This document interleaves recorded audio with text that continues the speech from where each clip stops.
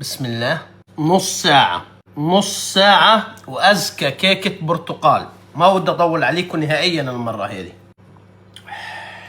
حبة برتقال زي ما هي بقشرها، كاستين طحين، كاس ونص سكر، نص كاسة زيت زيتون، 3 بيضات، فانيليا سائلة ملعقة، شوية ليمون، ملعقتين بيكنج باودر يعني كيسين، كاسة ونص مية.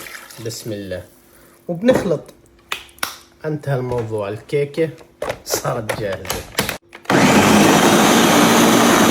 اي قالب بتحبوه، ورق زبدة وبتنزلوا فيه بالشكل هذا. كمان حبة برتقال بالشكل هذا، على فرن مشغل مسبقا على درجة حرارة 160 من 20 ل 25 دقيقة. انتهى الموضوع نهائيا. طلعت من الفرن يا جماعة، يا الريح يا جماعة، يا الشكل. شوفوا لي، اللهم صل على سيدنا محمد. من المهم انها تتريح ربع ساعة.